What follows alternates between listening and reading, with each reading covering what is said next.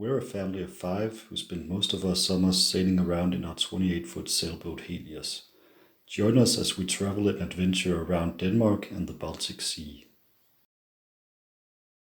So we're leaving the island of Bornholm and are going to the small Danish island of Christiansø, which is actually a couple of small islands located together. It's the easternmost part of Denmark, and it's a pretty special place. Almost all Danish kids go there once during school, and I haven't been there since, so it's going to be fun to see it again.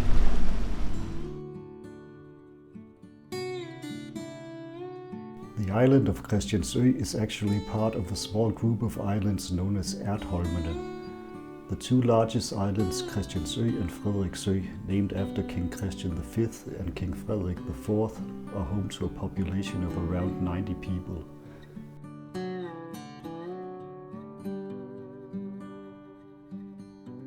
The 2 islands are connected by a small pedestrian swing bridge, and the sound between the islands acts as a very well-sheltered natural harbour.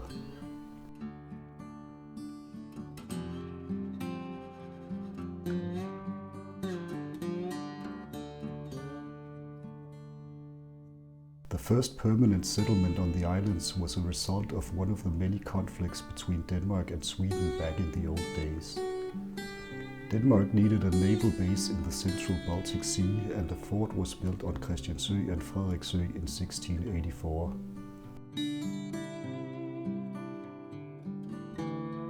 The fort was last in use during the Napoleonic Wars, where Britain attempted to occupy the islands but had to abandon the plan when cannons from the fort scored direct hits on the British frigates. The fort is no longer functional, but the islands are still administered by the Danish state and the Defense Ministry.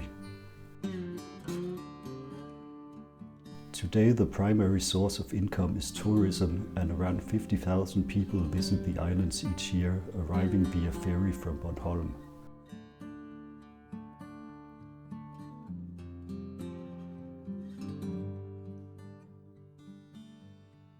The islands are also very popular among painters and other artists.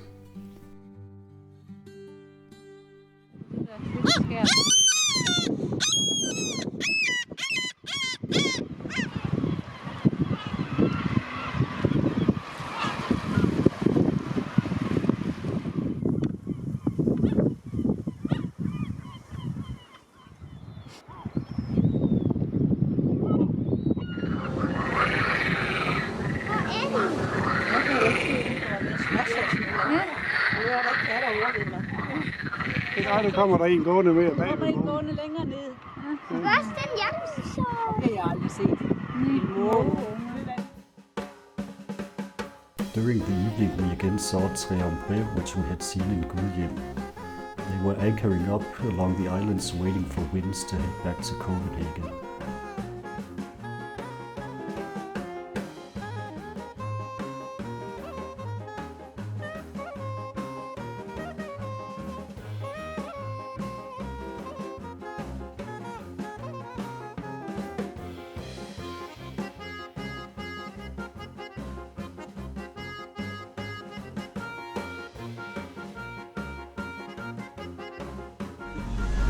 Den er næsten 2 kilometer væk. Det ser bare mega stort ud.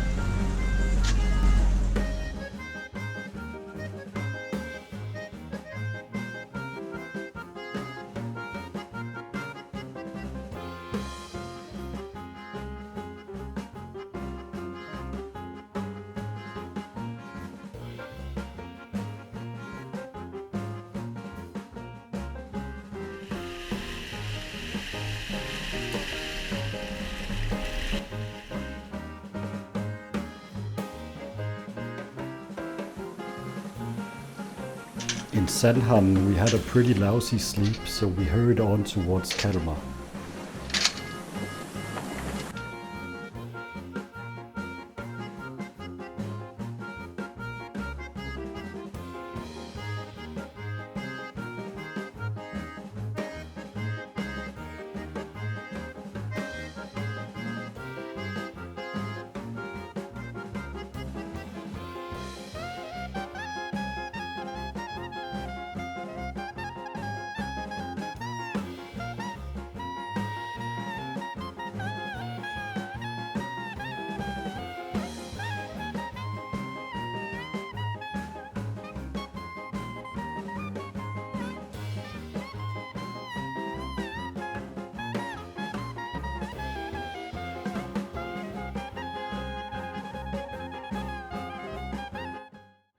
We're heading into Kalmar after a very nice sail. We finally actually did an entire day's worth of sailing without the motor running. The first week of our journey was battling up against wind, and then the week after that there was almost no wind, so we've been using the motor almost the whole time.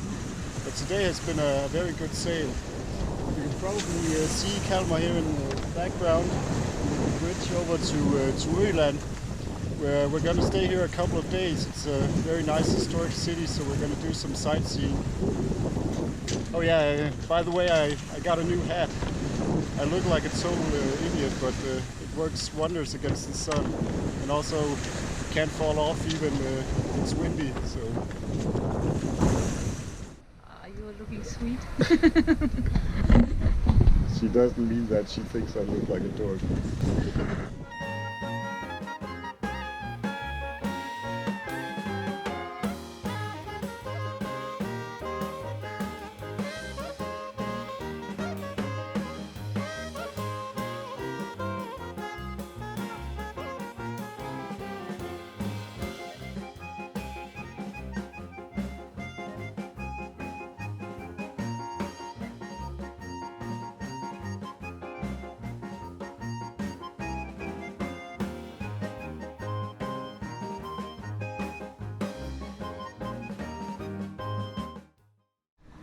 Now that we're in a bit bigger city here in Sweden, I want to go check out the Systembolaget. I've always been curious how that works. Here in Sweden you can't buy alcohol in the regular stores because the state has a monopoly on it. But that's not entirely true. You can buy light beers, but that's all. So I'm gonna go try to check out how this stuff works here.